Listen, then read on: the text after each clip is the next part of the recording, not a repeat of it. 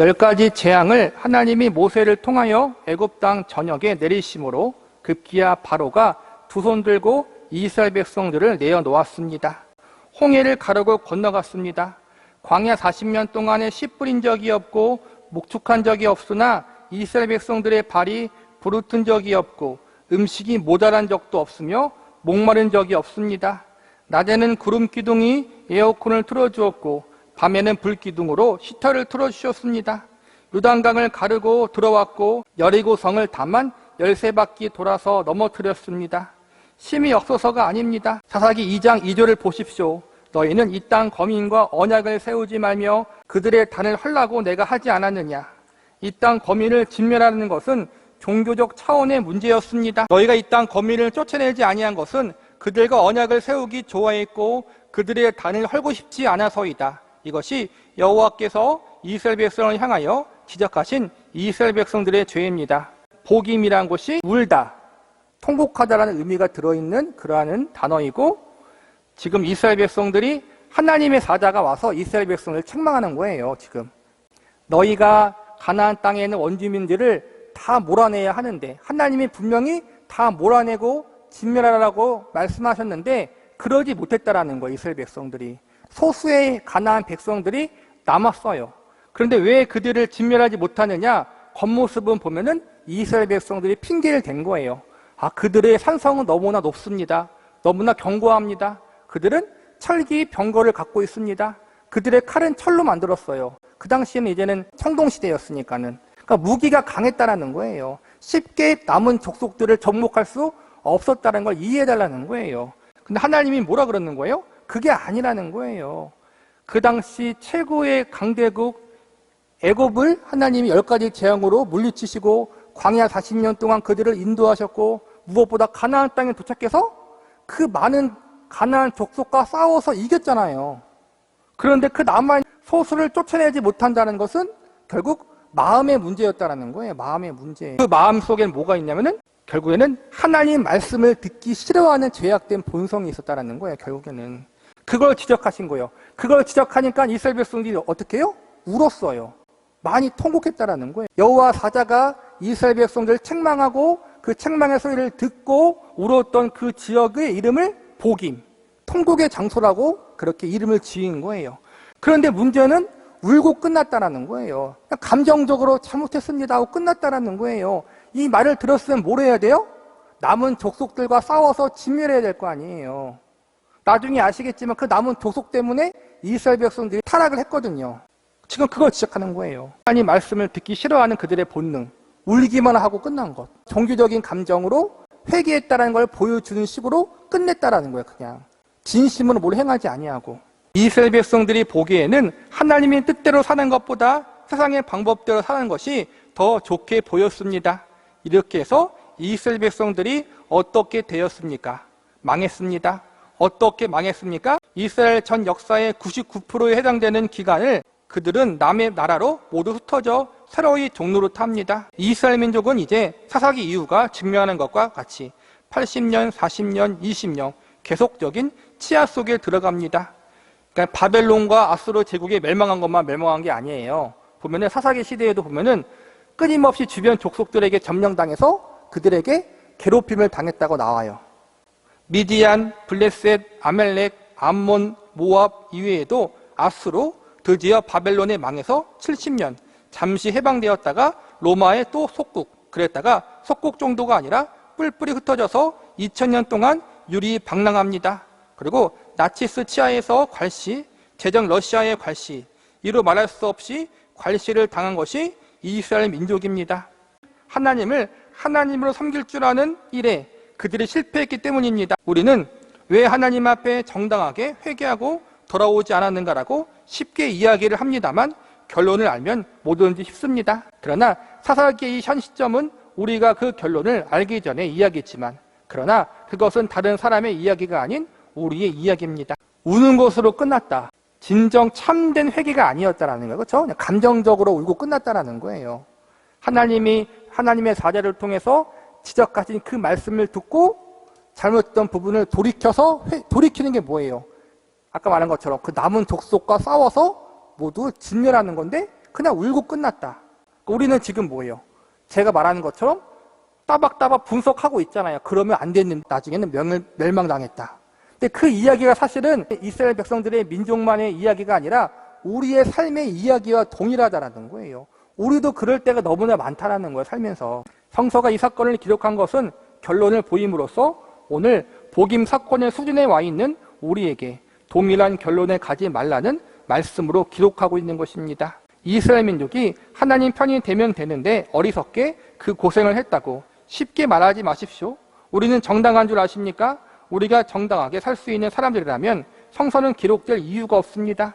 이 치욕적인 기록이 남아있는 것은 이스라엘 민족을 위해서가 아니라 우리를 위해서입니다. 그래서 같은 사건에서 다음과 같이 결론을 내리는 것만큼 어리석은 사람은 없습니다. 거봐, 언제나 하나님 편을 들어야 해. 잘못됐다고 지적을 받을 때는 빨리 회개를 해야 해. 이렇게 말하는 사람치곤 제대로 항복하는 사람을 본 적이 없습니다. 왜냐하면 쉽게 울어버리기 때문입니다. 우리가 신앙생활을 하면서 정답은 알잖아요. 그렇죠? 주님을 의지합시다. 순종합시다. 문제는 그렇게 살지 못하는 우리가 문제인 거잖아요. 그렇죠? 예수님을 믿기 이전에는 몰라서 죄를 지었고 몰라서 불순종했어요. 그런데 참으로 신기한 것은 예수님을 믿은 다음에는 알면서 죄를 짓고 알면서 불순종해요. 이게 우리의 모습이라는 거예요. 오늘 사사기가 지적하려고 하는 것은 너무 쉽게 종교적인 용어와 종교적인 형태를 취하는 것과 신앙과는 다를 수 있다고 꼬집습니다. 여호와의 사자가 지금 이스라엘 백성들에게 나타나서 너희는 왜 내 말을 듣지 않고 너희들 마음대로 사는가? 그것은 너희가 잘못한 것이다. 그러므로 나는 너희를 저주한다. 너희가 내 말을 어기고 너희의 손으로 장악한 것이 무엇이 되나 보자. 이렇게 지적을 받자 그들은 울어버렸습니다. 회개해야겠다는 마음을 갖는 것이 아닙니다. 울어버리는 반응을 했을 뿐입니다. 울어버리면 그것만큼 난처한 것이 없습니다. 그리고 우리만큼 이 실수를 많이 하는 사람도 없습니다. 물론 그게 필요해요. 감정적인 부분이 필요 없다는 게 아니에요. 그런데 그 감정적인 것이 내가 해야 할 부분을 대체할 수는 없다는 거예요. 내가 순종할 부분을 내가 눈물로 회개하는 것으로 끝낼 수는 없다는 거예요. 눈물로 회개했으면 이제는 순종해야 되는데 순종은 안 하고 그냥 눈물만 흘린 것으로 때울 수는 없다는 거예요. 어느 부분에서 다시 이 메시지를 추적해야 하는가 하면 하나님께서 왜 화를 내셨는가를 생각하는 것으로 찾아가도록 하겠습니다. 나는 잘못한 것이 없어 보이고 나는 무엇을 실수했는지 모르는데 분명 나에게 경고장이 날아왔습니다. 하나님의 말씀은 나에게 저주를 선언했습니다. 진노를 선언하고 있습니다. 그래서 무엇에서 내가 잘못됐고 무엇을 하나님이 지적하시는가를 물어봐야 합니다. 그것을 알아내도록 생각을 해야 합니다. 복임, 울어버려서 망한 장소입니다. 회복될 수 있었던 장소가 아닙니다. 하나님이 진노를 선언하십니다. 너희가 남겨둔 것이 무엇이 되는가 보자. 내가 예언하노니 그것이 너희의 가시가 되고 올무가 될 것이다. 무엇 때문에 이것이 가시가 되고 올무가 됩니까? 그것을 따져야 합니다. 호세아서 5장 14절에서 6장 3절까지를 봅시다. 에브라임에게는 사자 같고 유다 족속에게는 젊은 사자 같으니 나 곧 내가 움켜갈지라. 내가 탈취하여 갈지라도 건져낼 자가 없으리라. 내가 내 곳으로 돌아가서 너희가 그 죄를 뉘우치고 내 얼굴을 구하기까지 기다리라. 너희가 고난을 받을 때에 나를 간절히 구하여 이르기를 오라. 우리가 여호와께로 돌아가자. 여호와께서 우리를 찢으셨으나 도로 낳게 하실 것이요 우리를 치셨으나 싸매어 주실 것임이라. 여호와께서 이틀 후에 우리를 살리시며 제3일에 우리를 일으키시리니 우리가 그 앞에 살리라. 그러므로 우리가 여호와를 알자 힘써알자. 그의 나오심은 새벽빛같이 일정하니 비와 같이 땅을 적시는 늦은 비와 같이 우리에게 임하시리라 하리라. 딱 이 말씀만 보면 엄청 잘 회개한 것처럼 보이잖아요. 근데 결국은 이스라엘 백성들이 말만 번지르하게 하고 참되게 회개하지 않아요. 죄에서 돌이키지 않았다라는 거예요. 의상 숭배에서 돌이키지 않았다라는 거예요. 하나님을 의지하지 않았다라는 거예요. 말만 그냥 번지르게 했다라는 거예요. 중요한 구절입니다. 여호와를 알아야 합니다. 그분이 어떤 분인가를 인격적인 차원에서 알아야 합니다. 그가 무엇을 싫어하시는가, 무엇을 좋아하시는가, 그분을 반드시 알아야 합니다. 머리로는 다 알아요. 근데 그렇게 못 사는 거죠. 그렇죠? 그렇게 못 사는 정도가 아니라 그렇게 살기 싫은 거예요. 그냥 하나님의 뜻대로 살기가 싫은 거예요. 우리의 본능이 그거란 말이에요. 이스라엘 백성들이 그랬고 우리도 동일하다는 거예요. 말만 번지르게 기도하고 예배당 나와서 거룩하게 앉아있지만 우리의 삶의 모습은 이들과 똑같다는 거예요. 그러나 우리의 신앙은 내 감격밖에 없습니다. 내 기분이 좋으면 하나님도 기분 좋고 내가 기분 나쁘면 하나님도 기분 나쁩니다. 하나님이 주인이 아니고 내 기분이 주인인 것입니다. 그렇죠? 우리가 하는 가장 큰 실수, 큰 죄, 내 감격이 중요한 거야. 내 감격. 그렇죠? 예배 때도 감격이 있어야 되는 거야. 그래야지 예배를 드린 것 같아. 그렇죠? 다 그러고 앉았잖아요. 그렇죠? 은혜 받아야 돼. 은혜 받아야지 그 예배는 좋은 예배. 하나님이 내 삶의 주인이시고 왕이 아니야. 그냥 나를 도와주시는 분으로만 여기는 거예요. 내 감정, 내 느낌, 내 생각, 내 뜻, 내 철학, 그게 내 신앙의 기준이라는 거예요. 우리가 그러고 앉아있다는 거예요. 내 감격대로만 살고 있고. 내가 감격받지 않더라도, 내가 기쁘지 않더라도 우리는 하나님을 기뻐해야 되고, 내 감격이 없더라도 하나님을 통해 하나님만으로 감격하는 게 우리의 의무고 우리가 마땅히 해야 할 일인데 우리는 그걸 잊어먹고 하나님을 자꾸만 보도자로 여기고 있다는 거예요. 보도자가 아니라 주인이시라는 거예요. 주인. 그러나 하나님께서 우리에게 지적한 부분은 우리가 고쳐야 합니다. 우리들 각자 개개인에게서 맞춰서 하나님이 고쳐야 되는 것이 아닙니다. 우리가 잘 생각할 것은 하나님이 틀렸다고 하면 틀린 것을 받아들이는 것입니다. 우리는 하나님이 틀렸다는데 맞았다고 우길 수 있는 위치에 있지 않습니다. 우리의 신앙이 그것을 향하여 모아지고 있는가를 보도록 하십시오. 우리는 여호와를 섬기는 부분에 있어서 이런 견줌, 이러한 비교, 이런 확인이 없습니다. 하나님을 상당히 가볍게 취급하고 있을 뿐입니다. 하나님을 우리가 얼마나 가볍게 취급하고 있는가 하는 정도는 다음과 같습니다. 이쪽에 가서는 백을 쓰고 저쪽에 가서 인맥을 통하고 돈을 쓰고 그렇게 다 하다가 안 될 때 나중에 하나님을 한번 걸어보는 로또 복권처럼 여기고 맙니다. 이것만큼 신앙에 있어서 무서운 현실은 없습니다. 그러나 이것과는 오해하지 마십시오. 내가 육신이 편하고 잘 먹고 잘 살고 세상에 부러운 것이 없었을 때 예수를 몰랐는데 육신이 파괴되고 잘 되던 사업이 망하고 의지할 데가 없을 때 예수라도 믿어보자고 절망과 좌절의 벼랑에서 포기하는 마음으로 마지막으로 나왔다가 예수를 알게 되었다는 것은 있을 수 있습니다. 그렇게 신앙에 입문하는 수는 있습니다. 오늘 이 부분을 통해 하나님께서 우리에게 확인시키고 싶어 하시는 것은 우리가 그렇게 행하고 사는 것이 기독교의 본질로 있어서는 안 된다는 것입니다. 하나님은 내가 기쁠 때 떡 하나쯤 떼어서 인심이나 쓰듯 드려도 되는 분이 아니십니다. 우리가 그분을 가볍게 대접할 수도 있고 귀하게 대접할 수 있는 것은 내 인생과 나에게 있어서 내가 대장이니까 마음대로입니다만, 그러나 두렵게 알아야 할 것은 그분이 나보다 높으신 분이시며 경배 받으실 분이시며 우리 생사화복을 지고 계시는 하나님이시라는 것입니다. 그가 대장이십니다. 그가 우리의 주인이십니다. 그가 우리에게 저주를 선언하면 저주를 받게 되어 있습니다. 이 두려움이 있는가 하는 질문입니다. 우리 안에 하나님에 대한 바른 경외함이 있는가를 점검하라는 거예요. 종교적인 열심만 있는 것이 아니라 정말 성경 말씀에 계시되어 있는 그 하나님에 대한 바른 경외함, 그냥 알지 못하는 신에 대한 두려움이 아니라 살아계신 하나님, 내 삶을 주장하시는 하나님, 창조주 하나님, 예수 그리스도를 나를 구원하기 위해서 십자가에 내어주신 그 하나님에 대한 바른 경외함이 우리에게 있는가를 바르게 한번 돌아보라는 거예요. 우리는 너무 쉽게 하나님을 대접합니다. 그가 우리에게 저주를 선언하고 화를 선언하실 수 있는 분임을 두려운 마음으로 인정해야 합니다. 그가 우리를 천국에 데려가실 수 있는 것만큼 확실하게 우리를 지옥에 던져버릴 수 있는 분입니다. 우리를 사랑하사 독생자 예수 그리스도를 십자가에 달아 매시는 분이시기에 구원을 얻지 못한 자들로 하여금 영원히 꺼지지 않은 불 속에 이를 갈며 슬피 울도록 하시는 분입니다. 그런데 왜 이 두 가지가 공존하지 않습니까? 우리가 믿는 하나님은 어떤 하나님이십니까? 우리가 하나님에 대해서 더 열심을 내기도 하고 덜 열심을 낼 수는 있습니다. 그건 각자 신앙의 수준입니다. 각자 신앙의 기준에 높낮이가 있을 수 있습니다. 그것과 하나님 소홀히 대접되어도 좋다는 것과는 절대 혼동하지 말아야 합니다. 그것은 내가 소홀히 하는 것입니다. 하나님이 소홀히 여김을 받아도 좋다는 뜻이 아닙니다. 하나님은 평가절하되어도 좋은 분은 아닙니다. 그를 향하여 제가 죽일 놈입니다 하는 두려움이 있어야 합니다. 오늘 예수님을 믿는 사람들에 의해서 예수 그리스도의 이름과 하나님의 이름은 너무 경망스럽게 들먹여지고 있습니다.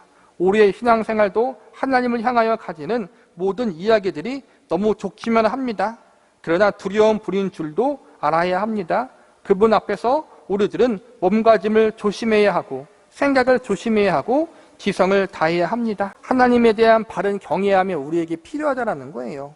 바른 경외함은 뒤에서 배우겠지만 강압적인 것이 아니에요. 폭력적인 것이 아니에요. 경외함, 우리의 전 인격, 전 삶을 하나님 앞에 마땅히 드려도 내가 기쁘게 드릴 수 있는 그 창조주 하나님 앞에 내가 기꺼이 항복할 수 있는 그 자리에 가야 된다는 거예요. 우리가 성서는 목숨을 다하라고 말씀합니다. 생사를 걸고 들어가는 우리의 지성이 있어야 하는 부분입니다. 그 두려움이 우리에게 없어지고 있는 것은 우리의 잘못입니다. 여호수아 24장으로 다시 돌아가서 이 문제를 여호수아가 어떻게 정확하게 설명하는가를 이제 살펴보겠습니다. 여호수아 24장 19절입니다. 여호수아가 백성에게 이르되 너희가 여호와를 능히 섬기지 못할 것은 그는 거룩하신 하나님이요 질투하시는 하나님이시니 너희 허물과 죄를 사하지 아니하실 것임이라. 만일 너희가 여호와를 버리고 이방 신들을 섬기면 너희에게 복을 내리신 후에라도 돌이켜 너희에게 화를 내리시고 너희를 멸하시리라.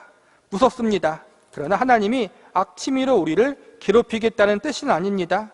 고양이가 쥐를 데리고 노는 것 같은 그런 투의 설명이 아닙니다. 질투하시는 분이기 때문입니다. 정말 사랑하시기 때문입니다. 간섭하십니다.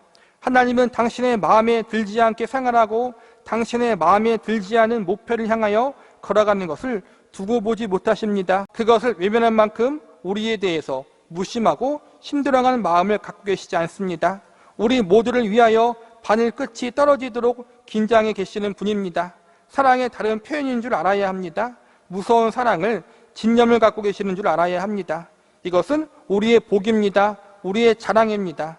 동시에 긴장할 수밖에 없는 엄청난 두려움을 수반하는 복입니다. 하나님의 경외함의 전제는 뭐예요? 사랑이라는 거예요. 거룩한 사랑. 하나님의 남다른 특별한 사랑. 어떤 사랑이에요? 공포스러운 사랑이 아니라 그 아들 독생자 예수 그리스도를 십자가에 내어주시기까지 우리를 사랑했잖아요. 십자가는 하나님의 사랑과 하나님의 공의를 우리에게 알려주시잖아요.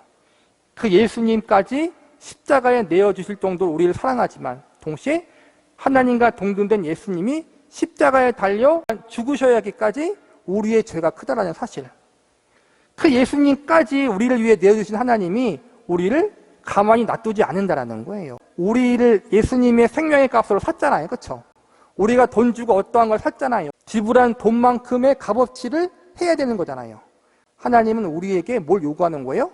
우리를 예수님의 생명으로 샀기 때문에 우리에게 예수님의 생명과 같은 우리의 삶을 원하시고 우리의 믿음을 원하신다는 거예요. 즉 저와 여러분이 예수님을 닮아가는 존재로 우뚝 세워지기를 하나님이 바라시고 이를 위해서 우리의 삶을 간섭하신다는 거예요. 그 간섭하심은 사랑이 늘 전해져 있다. 이걸 기억하라는 거예요. 그가 화를 내실 때 부디 귀를 열어 하나님이 우리를 향하여 갖고 계시는 그 엄청난 사랑과 집념 앞에 항복하시는 복을 놓지 않겠다고 결심해야 합니다. 복임, 울어버려서 하나님의 나를 향한 간섭에 제대로 지적받지 못하고 제대로 확인하지 못하여 고치지 못해 망한 민족들의 이야기입니다. 그리고 어떻게 그들이 망했는가 하는 이야기가 사사기 전체에 걸쳐 나옵니다. 동일한 전철을 밟지 말자고 성서는 오늘 우리 앞에 이 생생한 기록을 꺼내놓고 있습니다. 우리의 오늘 생애를 우리가 갖고 있는 삶의 현실을 하나님 말씀 앞에 비추어 우리가 과연 하나님을 두려워하는가 그리고 그 복만으로 힘있게 살고 있는가를 진솔하게 물어보십시오. 저는 여러분에게 이렇게 하나만은 제시할 수 있습니다. 여러분 어느 분보다 제가 더 예수를 믿고 사는 이 생애에 대해서 자랑할 것이 있다고 말할 수 있습니다. 여러분이 저보다 못한 것이 없으십니다. 학벌로나 지혜로나 여러분이 저보다 못한 것이 뭐가 있습니까? 단 하나 지금만은 여러분이 저만 못해 보이는 것이 있습니다. 하나님이 우리를 사랑하신 것과 그분의 손아귀에 잡혀서 사는 인생의 그 신이남, 그 감격, 여기에 대해서만은 제가 지금 앞선 것 같습니다. 그러니까 박혜선 목사님이 자기 간증을 하는 거예요. 나는 부족하지만 그래도 지금 여기에 있는 성도들보다는 하나님을 더 깊이 알고 그 하나님과 깊은 교제 가운데 살고 있다는 거예요. 그러나 확실해야 될 것이 있습니다. 제가 여러분보다 용량이 더 뛰어나기 때문에 지금 이 자리에 선 것은 아닙니다. 하나님께서는 언제나 부족한 자를 들어 쓰십니다. 보아라, 이 사람도 이렇게 감격하고 있다. 이 사람이 목사까지 됐다. 하물며 너일까 보냐. 이 말씀을 하고 싶은 것이라는 점을 잊지 마십시오. 하나님이 왜 저를 여기에 세우셨는가 하면 저보다 여러분이 몇 배 낫기 때문에 확실한 증인을 세우는 것입니다. 보아라, 저렇게 모자란 인물도 이렇게 기뻐서 외치고 있지 않으냐. 하물며 너희겠느냐. 이 감격이 없다면 여러분은 손해보는 것입니다. 하나님이 여러분을 얼마나 지독하게 사랑하시는지 그 감격 하나만을 아신다면 우리의 모든 나날들이 복된 날들로 채워질 것입니다. 하나님이 우리의 삶을 간섭하시는 것은 그냥 간섭하시는 것이 아니라 그만큼 우리를 사랑하시기 때문에 간섭하셨다는 것을 잊지 말고, 그 사랑에 간섭하시면은 우리가 하나님을 더 깊이 알아가고 우리의 주님이신 예수님을 더 깊이 닮아가는 자리에까지 가기를 하나님이 원하시고 있고, 그래서 우리의 삶을 간섭하신다는 거예요. 그게 귀찮음으로만 다가오지 않고 감사와 감격으로 다가올 수 있는 저와 여러분이 되시기를 바라겠습니다.